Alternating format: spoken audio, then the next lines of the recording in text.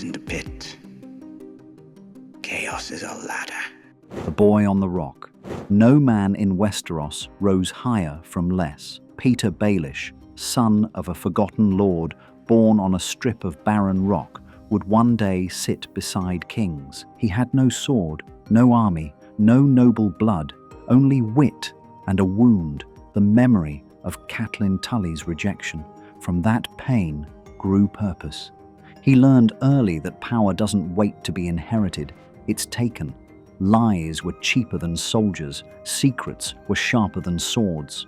Chaos, he once said, isn't a pit, it's a ladder. Each betrayal became a step upward, each corpse a rung beneath his boot. But ladders end where balance fails, and even the sure-footed fall. So how does a man who built the storm keep from drowning in it? Poison in the wine. The first rung was death. Jon Arryn, the Hand of the King, had begun asking dangerous questions about Cersei's children. Petyr saw opportunity in silence and used love to make it happen. Lysa Arryn, weak and desperate, still adored him. He whispered that her husband planned to send her son away. He gave her a vial, a promise, and a lie. Protect your boy.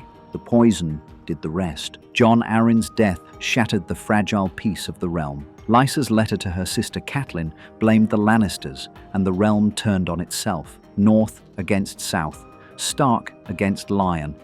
Petyr smiled.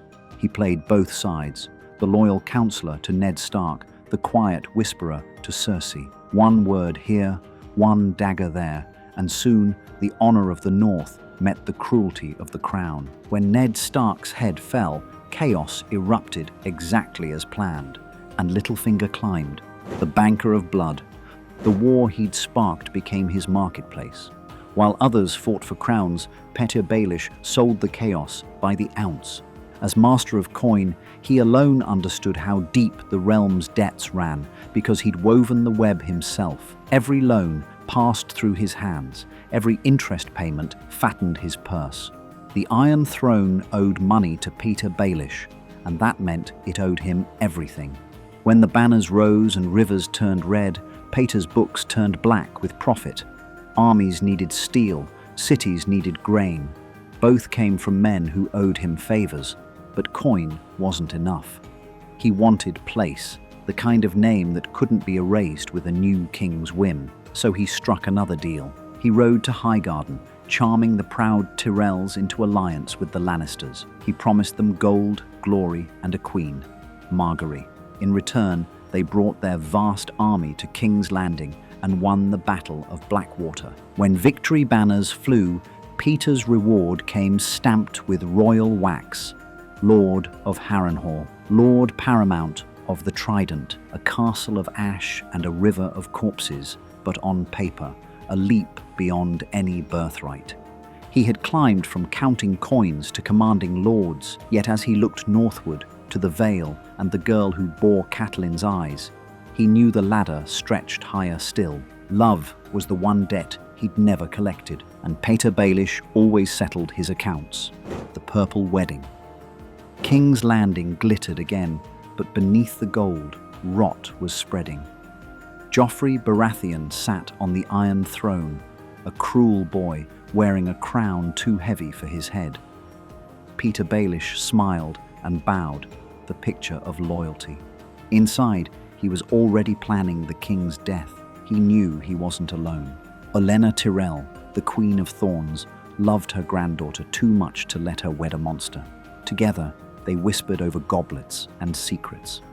Petyr provided the plan, Olenna the poison. The wedding feast would be their stage. On the morning of the Purple Wedding, the city smelled of roses and wine. Petyr departed for the Vale, or so he claimed, but his real work had already been done. A small hairnet, a single gem, a touch of powder, Joffrey's doom hidden in plain sight. When the king drank deep from his cup, his face darkened to the color of the wine he loved. The feast erupted into panic and screams. Joffrey clawed at his throat, gasping, pointing at his uncle. Tyrion, the accusation was perfect. While chaos devoured the capital, Petyr's ship waited in Blackwater Bay, and beside him stood Sansa Stark, the frightened girl he'd turned into his prize. He offered her a hand, a promise of safety, a lie wrapped in kindness. She took it. By the time dawn broke, the ship had vanished beyond the city walls. The boy king was dead, Tyrion in chains, and Petyr Baelish was already sailing toward his next conquest. In the Vale, a lonely widow waited, Lysa Arryn, still hopelessly in love with the man who'd taught her to kill. She would marry him within days. Petyr Baelish had mastered the game in King's Landing. Now he would rule a mountain, and Sansa would learn that every rescue has a price. The fall through the moon door. The Eyrie rose above the clouds, pure and cold, an island of silence in a world at war. It was the perfect stage for Petyr Baelish. No whispers reached this high. No eyes could see what happened behind its icy walls. Lysa Arryn greeted him like a starving woman offered bread. She had waited years for this moment, clutching his letters as if they were scripture. Within days, they were wed. Petyr smiled through the vows, his eyes never quite meeting hers. Beside them stood Sansa, reborn as Elaine Stone, his bastard daughter. In the Vale, no one recognized the last living Stark. To Lysa, however, she was a threat wrapped in innocence. Jealousy simmered, love curdled, and Petyr, ever patient, let it ripen. One night, Lysa's rage spilled over. She found them together, Petyr leaning too close, Sansa blushing too red.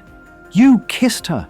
Lysa shrieked, dragging the girl toward the moon door, that gaping hole to a sky without mercy. "You've ruined everything." Petyr stepped forward, calm as ever. "My dear Lysa," he whispered, his hand gentle on her cheek. "I have only ever loved one woman." Her eyes softened. "Your wife," she breathed. He smiled. "Your sister." Then he pushed her. The scream vanished into the clouds before it reached the valley below. By dawn, the story was rewritten. Lysa's death became an accident. A singer took the blame. Sansa played her role, defending Petyr's innocence with trembling voice and steady eyes. She was learning, but not everyone believed the tale. The Lords Declarant, 6 of the Vale's most powerful men, marched to the Eyrie, demanding answers. Petyr greeted them with wine and smiles, promising order while quietly plotting which of them would fall next. For him, chaos wasn't danger. It was gravity, and he was still climbing, the falcon and the wolf. With Lysa gone, Petyr Baelish stood as Lord Protector of the Vale, a title earned by murder, sealed by charm, and sustained by deceit. The Lords Declarant grumbled at first, but one by one they bent, a debt here, a favor there, a marriage promise whispered in a quiet hall. Petyr's next move wasn't war. It was legacy. He had a new plan, one that would bind the Vale, the North, and the Riverlands under his influence. At the center of it stood Sansa Stark, the girl who no longer called herself Sansa. She was Elaine Stone now, obedient, observant, and quietly dangerous. Petyr taught her the game as he played it, thinking her a student. He never saw that she was also learning how to beat him. He spoke to her softly, like a man sharing a dream. "When young Robert Arryn dies, and he will, the poor sick boy, it is his heir, Harry, who will inherit the Eyrie.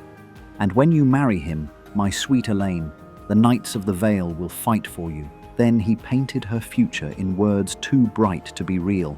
The white banners of Winterfell, the direwolf crest upon her cloak, every lord in the Vale swearing to win back her home. It was a plan built on ghosts, dead kings, dying boys, and a love that had long rotted in his chest. But to Petyr, it was perfect. He would rule through her smile, own her name, and rise higher still. Sansa listened. She smiled when he did, curtsied when he looked. But behind her eyes, something colder was waking. Petyr Baelish had built his empire on lies, and Sansa Stark had begun to learn the value of truth. Winter and the truth. Winter crept south, slow but certain.